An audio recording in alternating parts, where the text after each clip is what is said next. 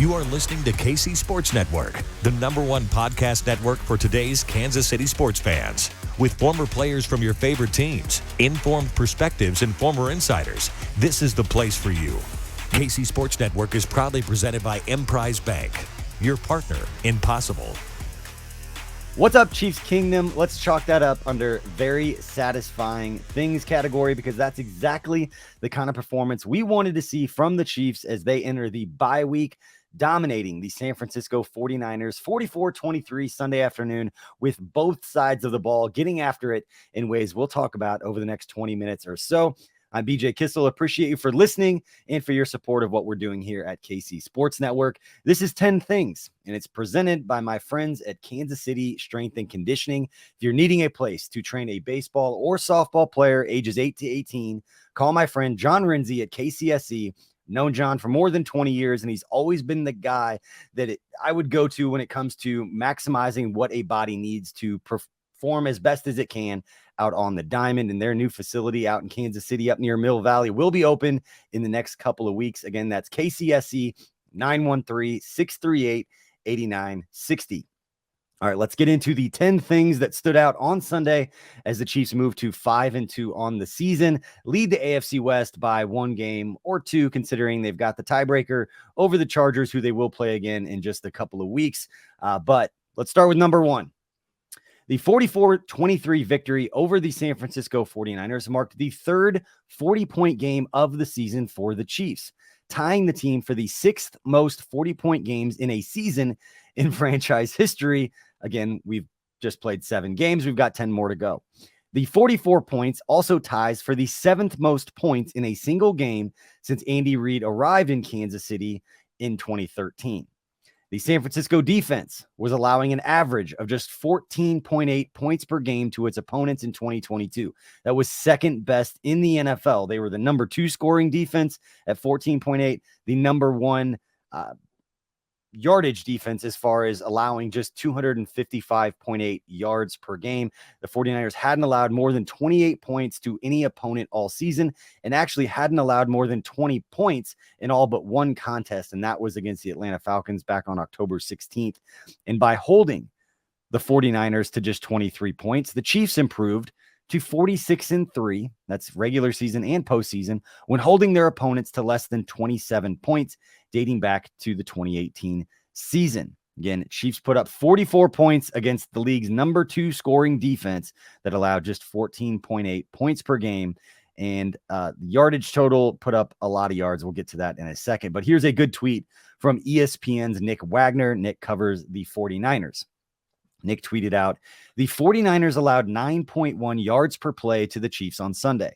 And that's the second most allowed by any defense to any team this season, and the most allowed by a Niners defense in a game since 1965. And that's per ESPN Stats and Info Research.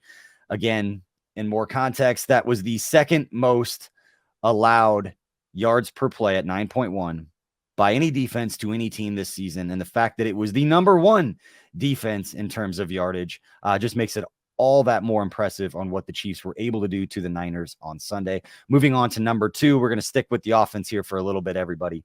But with 529 net yards of offense, the Chiefs improved their record to 7-2 when recording 500 or more net yards of offense under head coach Andy Reid. The team's 529 offensive yards is the 6th most in a game under Andy Reid since 2013, and is the most since the team tallied 543 yards at Tampa Bay on November 29th, 2020. In entering Sunday's game, the San Francisco defense was allowing, remember, a league-low 255.8 yards per game, not allowing more than 308 yards to any opponent all season. The Chiefs had 221 more yards of offense than anyone had put up against that Niners defense all season long. And that's getting all of those guys back. I know Dre Greenlaw, one of their better players, was banged up. Charvarius Ward was banged up. Nick Bosa was banged up, but they all played in that game to start, being as healthy as they could be, considering we are a little bit into the season and every team is banged up. And let's move along to number 3, talk about everyone's favorite stat and quarterback wins. According to NFL research, with the win over the 49ers, quarterback Patrick Mahomes has won 55 of his first 70 starts. I'm going to say that again. He has won 55 of his first 70 starts, tying Pro Football Hall of Famer Ken Stabler for the second most wins by a quarterback in their first 70 starts in NFL history. This is the kind of stuff that we don't want to normalize, and we will continue to promote these things, because every time one of these stats comes out, it just adds even more context to how special it is what we're seeing from Patrick Mahomes and the Chiefs with him, Andy Reid, and all these guys together. But the only one with more wins is Pro Football Hall of Famer Otto Graham, who won 56 of his first 70 starts. So I'm sure when we get to the first 80 starts, depending upon how Otto did, back with the Browns back in the day, we'll see where Patrick Mahomes ends up on that. But it gets even better. Per NFL.com, in Sunday's game, Mahomes trailed by 10 points for the 17th time, including the playoffs, since the start of the 2019 season. But after his Week 7 win at San Francisco on Sunday, Mahomes is now 12-5. That's a winning percentage of .706 in such games, meaning trailing by at least 10 points at some point over that span. The only two quarterbacks with a higher actual win percentage since 2019 are himself. This is overall, are himself with a .790 winning percentage, and Aaron Rodgers winning at .733 clip. Essentially, is written by NFL.com, even when trailing by 10 plus points in a game, Mahomes is still better than your favorite quarterback. Again, Mahomes is 12-5 in games that he trails by at least 10 points at some point in the game. And that's a higher winning percentage than everyone except for Aaron Rodgers, and that's close, than anyone else's overall winning percentage. You spot him 10 points, he's still better, again, than your favorite quarterback, as written by NFL.com. Mahomes leads the NFL in passing yards with 2,159 and passing touchdowns with 20 after putting up 423 yards and 3 scores against the Niners on Sunday. It was Mahomes' 8th career game with at least 400 yards and 3 touchdowns through the air, the 5th most by any player since at least 1950.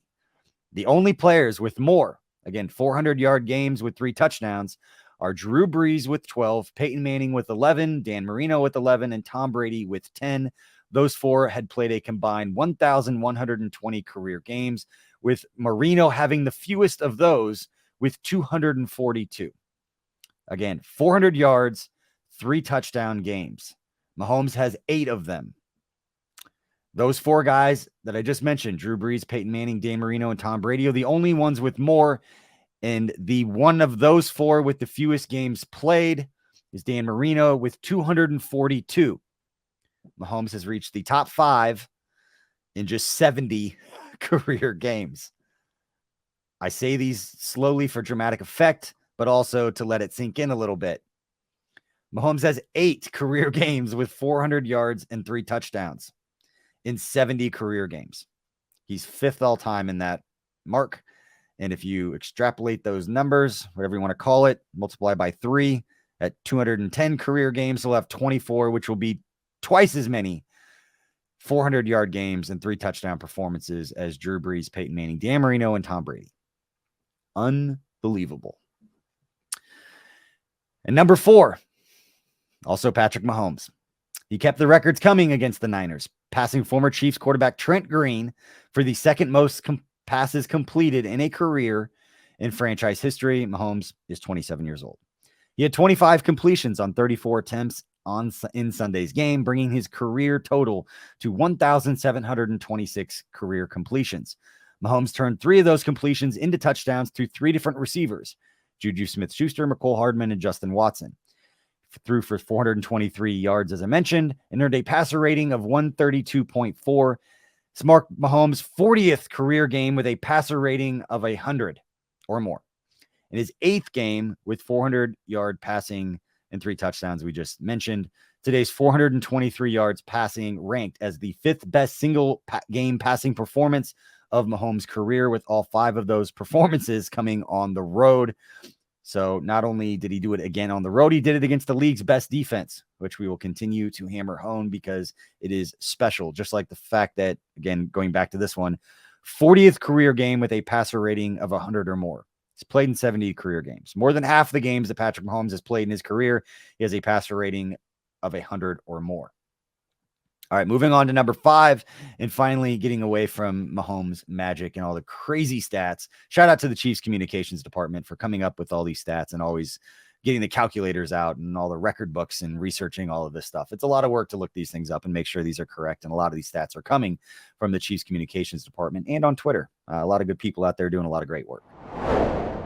Hey, sorry to interrupt today's podcast, but I have to tell you about Liquid Death. And if you've been listening to us and our podcast here, you know already that there is a kind of strange looking water brand out there. Looks like some Tall Boys of beer in that bottled water section. You can find it at your Walmart, your Target. You're walking through there, you see cases of this weird looking canned water. You're like, what is going on here? You can't help but check it out. But it might look like beer. I know they got the white cans, the gold tops, so kind of look a little bit like Miller Lite. But you get up close to it, you see this rad looking can. There's a skull like melting off of it. Pretty gnarly, and it makes you feel cool when you crack open one of those Tall Boys and maybe your 9 a.m. meeting with your coworkers and like, man, you cracking open a beer? Nope, just a canned bottled water. I mean, you can't even call it bottled water. Canned water, fresh mountain spring water from the Alps. It's available in 3 ways. That's still, that's sparkling and flavored sparkling water as well, with 3 different flavors of that sparkling water. And it's called Liquid Death. Why is it called Liquid Death? Well, they're brutally murdering your thirst, and in the process, they're trying to brutally murder plastic pollution as well. Listen, I hate plastic pollution. I know you hate plastic pollution. Got to save the turtles. Got to get these infinitely recyclable Tall Boy aluminum cans. That's what you can do with these Liquid Death cans. You recycle them. They use them again to make more Liquid Death cans.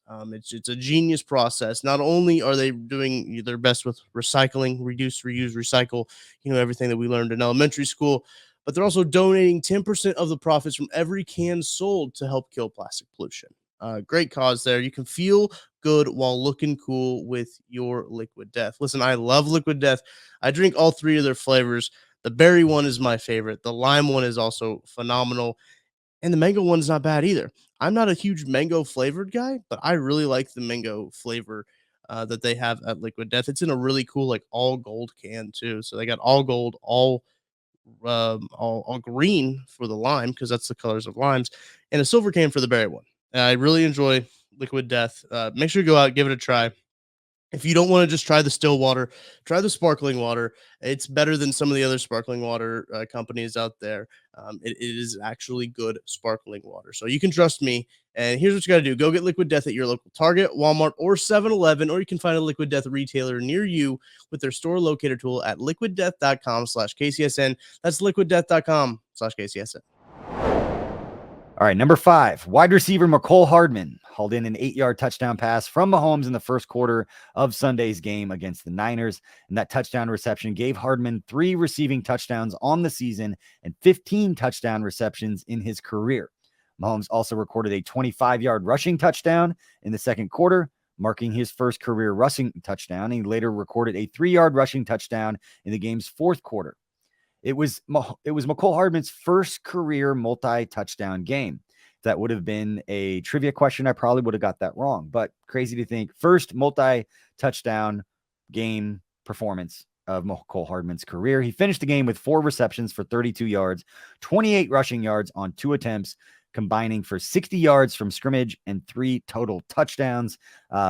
Basically doubled the yardage of Travis Kelce from a couple weeks ago with his 3 touchdown performance on just, I believe, 27 yards receiving. Also crazy. And per NFL research, Mecole Hardman is the first wide receiver in the Super Bowl era with 2 rushing touchdowns and 1 receiving touchdown in a single game. Congrats, Mecole. That's pretty cool. All right, number 6. Pair goes over 100 yards through the air. This is also kind of cool. Wide receiver Juju Smith-Schuster and Marquez Valdez-Scantling both accumulated more than 100 yards receiving in Sunday's game. It marked the 31st time in franchise history that a pair of teammates recorded at least 100 yards receiving in the same game, with the Chiefs holding an 18-13 record in those games. Last week against the Bills, Smith-Schuster and Travis Kelce both had at least 100 yards receiving. Funny tweet here from Charles Goldman that went viral. You can catch all of Charles' work, not only at the Chiefs Wire, but also in our afternoon Substack. So make sure you can subscribe to that. You can find all the links on our social media platforms. But you like good written content, you like to read, email to your inbox every day at 6 a.m. and every evening, updating you on what's going on with the Chiefs. But Charles tweeted out, Chiefs wide receiver Juju Smith-Schuster said after the game that playing Call of Duty Warzone with Patrick Mahomes, Travis Kelce, and MVS, it's Marquez Valdez-Scantling, they played on Friday. They had won 3 games in a row. And Juju said that was the difference in their chemistry today. And I saw on social media that Call of Duty Warzone Twitter account responded to Charles basically saying teamwork makes the dream work or something very similar, but pretty cool for those guys to get together, play video games, got a lot of the same interests outside of football. And hey, if they want to make jokes about how it helps them out on the field and brings them closer together, we're all for it. Week 7 was the first time in the Mahomes era that the Chiefs had 2 players with 100+ receiving yards, and neither of them were Travis Kelce nor Tyreek Hill. Again, I'll say that one more time. Week 7 was the first time in the Mahomes era that the Chiefs had 2 players with at least 100 yards receiving, and neither of them being Travis Kelce or Tyreek Hill. Hopefully, this is a sign of things to come. I know they talked about on the broadcast all the man coverage that the Chiefs have been seeing, the fact that it was the best defense or one of the 2 best defenses in the NFL the Chiefs did this against, gives you a lot of confidence, particularly going into the bye week, that they're starting to turn a corner with these receivers. We saw MVS make some huge plays, and I'm going to actually, you know what? Let's talk about that right now. I think both MVS and Juju stepped up in 2 of the biggest moments of the game when it was still kind of, I don't say in flux, but when the game was close. The first that I want to talk about was the drive late in the third quarter.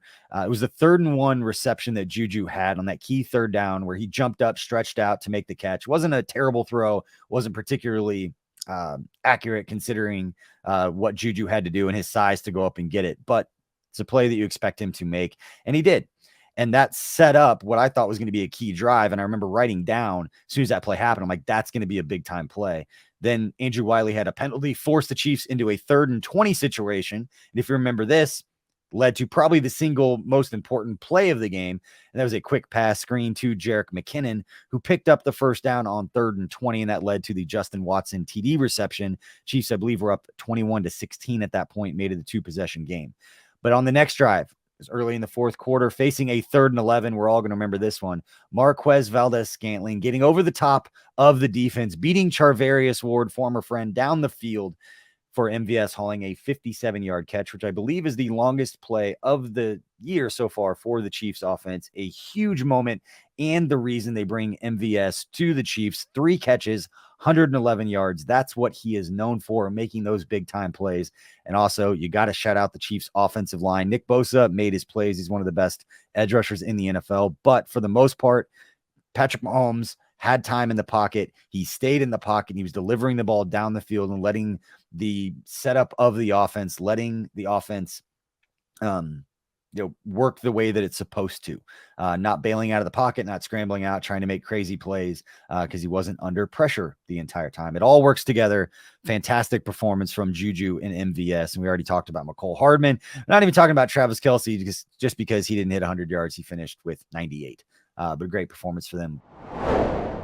Hey, sorry to interrupt, but I have to tell you about Trade Coffee. And if you've been listening to KCSN, you know that we love Trade Coffee. If you've been getting your coffee from the grocery store and drinking the same coffee every day, I think it's time for you to switch things up, and it's time to try something even better with Trade Coffee. It's so easy to get fresh roast delivered to your doorstep from local roasters across the country with Trade Coffee. Trade Coffee is a coffee subscription service that makes it simple for you to discover new coffees and make your best cup of coffee at home every day. No fancy equipment required. That's the best part about Trade. And they partner with some of the nation's top-rated independent roasters to send you coffee they know you'll love, fresh to your home on your preferred schedule, and you get to support small businesses. I mean, I'm going to call that a win-win. I think that that's kind of a great cause. You get to support small businesses, get to have great coffee in the process without going out of your way. Double win. That's a win-win-win. And whether you already know what makes what you like in your coffee, or you're trying to try new specialty coffees and you need some help, Trade makes it easy and convenient for you to discover new coffees. They'll send you ground coffee or whole beans, however you prefer it, or you can, or however you make your coffee at home, you can enjoy it with Trade Coffee. They're very good of accommodating to what you like and some of the equipment that you like. I've been recently really enjoying cold brewing coffee. So I get it coarse ground. I'll scoop it into my cold brew and I'll put it overnight, shake it up a little bit, let it steep overnight. And I've got me some cold brew coffee. That's how I've been really liking to do it. We've got a French press. They even got K-cup pods that you can the reusable ones, they'll ground it up for that. So they can do whatever you need them to do at Trade Coffee, and it's quite incredible. And whether if you're a coffee aficionado like Craig Stout is, or if you're looking to discover something new, Trade guarantees you'll love your first bag, or they'll send you a new one for free. Can't get any better about that. I think some of my favorite roasts that I've got from PTs, it's getting into the seasonal blends. They got one that's apple cinnamon. Stop. I really love seasonal blend coffees, pumpkin, apple cinnamon, peppermint, all of those stuff. I love seasonal flavors, and they hit the nail on the head at PT's Coffee. It's brewed right here, roasted right here in Kansas. So, I mean, can't beat that at all. Here's what you got to do. Here's what you got to do to upgrade your coffee today with Trade Coffee. Let them take the guesswork out of finding your perfect cup. Right now, Trade is offering listeners a total of $30 off your subscription plus free shipping at drinktrade.com/KCSN. That's drinktrade.com/KCSN for $30 off your subscription to the best coffees in the country. That's drinktrade.com/KCSN. Let's switch to the other side of the ball for just a little bit here as we move on to number 7. That's in the second quarter of the game on Sunday. Chris Jones sparked the defense with a sack of Jimmy Garoppolo. The sack resulted in a loss of 8 yards. Now, Chris later added a second sack, including a strip, forcing a turnover in the fourth quarter for another loss of 8 yards, where defensive end Malik Herring recovered the ball at the Kansas City 49-yard line. It marked Jones' 14th career multi-sack performance, and his 2 sacks on Sunday brought his career total to 54.5 sacks with 383.5 yards lost. And Jones kept it going, helping to contain the 49ers defense with the 49ers offense with 3 tackles. 2 of those were solo, 1 tackle for loss, and another quarterback pressure. Another dominant performance when it was needed most by Chris Jones, who also forced several holding calls during this game. Some were called, some were not called, but the fact that they keep splitting him out at defensive end, giving him some different matchups. It's been a thing that Steve Spagnuolo had done earlier, I believe last year, early in the season. Chris Jones had played some defensive end, having a lot of success with it right now. I think that's his 3rd straight game with a sack coming from the defensive end spot. So hopefully seeing more of that, moving guys around. Also, I don't think he's not on here, but shout out to Carlos Dunlap. I think he batted down 2 passes, finished, I believe, in the top 5 of the last decade in batted passes down, something talked about when he was brought over, but he was getting a lot of pressure. He forced a couple of penalties as well in some big moments. So Chiefs defensive line getting it done. And we'll talk about the Shark here in just a second. But before we do that, let's move on to number 8. And that is with his shared sack of 49ers quarterback Jimmy Garoppolo, cornerback L'Jarius Sneed now owns 6.5 career sacks, including 3.5 so far this season. Sneed finished the contest with 6 tackles, half sack for a loss of 2 yards, 1 pass defense. And now his 6.5 career sacks are tied with former Chiefs great safety Reggie Tongue for the 2nd most in franchise history by a defensive back. His 3.5 sacks this season are tied with Eric Berry for the 2nd most sacks in a single season by a defensive back in team history. Now, L'Jarius Sneed needs just 2 more sacks this season for the franchise record for sacks in a season by a defensive back and in a career, and that would be surpassing former great and Newberry College Hall of Famer, my guy, Ron Parker, who created a knack for himself by getting after the quarterback at the safety position under Bob Sutton's defense. And now L'Jarius Sneed, one of the most underrated players, not just on the Chiefs defense, but in the entire AFC, continues to pace the Chiefs defensive backfield and make plays all over the place. All right, moving on to number 9, Frank Clark, my guy, recorded 1.5 sacks in back-to-back plays on Sunday against the 49ers. The guy just knows how to make plays against the 49ers. Clark got his hands on Jimmy Garoppolo in the fourth quarter, taking him down with Colin Saunders at the San Francisco 6-yard line for a loss of 3 yards. And on the very next play, Clark, he didn't let up. took down Garoppolo for a second time, this time in the end zone for a loss of 6 yards and a safety. It marks Clark's 10th career multi-sack game and his first since he recorded 2 sacks at Denver on October 17th, 2019. I believe that was the sack party where the Chiefs just absolutely went off in that game. And Sunday's safety was the first safety for the Chiefs defense since Chris Jones sacked Tua Tagovailoa in the end zone back in December of 2020. Clark finished the night with 2 tackles, 1 solo, 2 quarterback pressures to go along with his 1.5 sacks that resulted in a loss of 7.5 yards. And one of the things that makes that play maybe even more impressive on the safety is the fact that he beat Trent Williams to do it. Trent Williams, this is not hyperbole, is one of the best left tackles to ever play the game. Coach Reed said it after the game that he agreed that it made it even more impressive that he made that play on Trent Williams, who, again, is not only an all-pro, but he is one of the best left tackles in the history of football. And for Frank Clark to make that play in that moment, and what we've seen from Frank over the past few weeks, stepping up, making plays, there's exactly what you want to see. Now they're going into the bye week. And before we get to number 10, the great thing also that Coach Reed mentioned after the game is that there were no new injuries coming out of this game. And he expects Trent McDuffie, Rashad Fenton, and Mike Dana, the 3 guys who did not play on Sunday because of injuries, he expects them to be back and healthy after the bye week. It'll be great to see Trent McDuffie get on the field, Chiefs' first pick in this draft in what has been a phenomenal draft class. Sky Moore's punt returning situations notwithstanding, that's an issue that's got to get cleared up. And I think they know that, but luckily it didn't cost the Chiefs in this game. But for the Chiefs rookie class, George Karlaftis making plays, kind of foreshadowing number 10 here, talking about Josh Williams' interception. George Karlaftis was right there. But to see Trent McDuffie get back on the field, we've only seen that guy play, I think, about a half of football before he got injured against the Cardinals in the first game of the season with that hamstring injury before he went on IR. It'd be great to see him get back and get in there and get some experience as they get down the stretch of the season going into the playoffs, hopefully.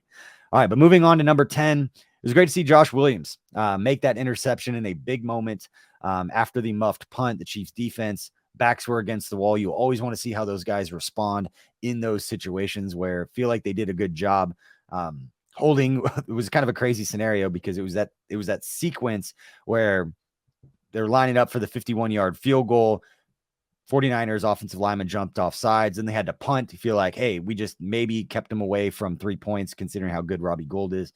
Kicking field goals, probably going to make the 51-yarder. They were going to get 3 points right there. Instead, they back up, they have to punt. And all of a sudden, muff the punt, give them the ball back late in the first half. They have a chance to go down and score, get to a third down or a aggressive situation where Steve Spagnuolo seems to always be aggressive in the red zone. One of the things I love is how often they go zero blitz, cover zero, and just send the house at quarterbacks in the red zone. It's exactly what they did. George Karlaftis got in the face of Jimmy Garoppolo and threw, I would say, an ill-advised pass because Josh Williams made a fantastic play intercepting it. But that key interception just goes to show that Jalen Watson, Josh Williams, the Chiefs rookies making plays in the end zone. Juan Thornhill got another interception late, but great to see the Chiefs rookies going out there making plays, especially as defensive backs, picking off passes in the end zone. Brett Veach and company, not only are they doing, this Chiefs 5-2, leading the AFC West, the offense making plays all over the place with new faces, especially in this game with MVS and Juju stepping up. Chiefs are getting a lot of production and a lot of snaps out of the rookie class, which is crazy to think for a team that is one of the favorites to go and win the Super Bowl. Obviously, they got to get through Buffalo. Hopefully they meet again, and that's going to be a fantastic football game.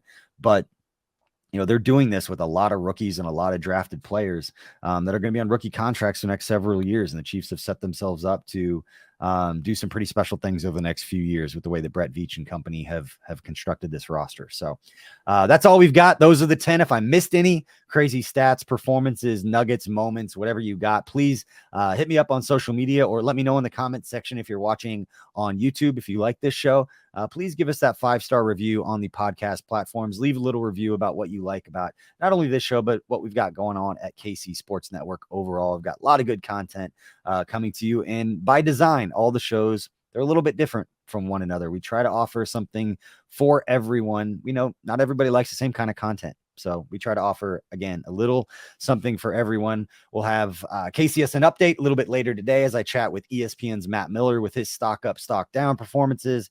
The KC Lab guys will be going live at 8 o'clock. You can catch that live, or you can catch the podcast after. Mike DeVito, Jeff Allen will be coming up tomorrow on Tuesday with their one-on-one show. Again, lots of great content. Don't forget Matt Castle, Derek Johnson will be joining us later to break down the Chiefs offense and defense respectively. But again, thank you all for watching and or listening. Please don't forget to hit that like and subscribe if you are watching on YouTube. And again, whatever podcast platform you're on, please give us a follow and leave us a review. Let people know where you're finding this great content. So just search KCSN and all those platforms. You'll find our stuff. Again, appreciate everybody for hanging out, spending part of your day with us. See you next time.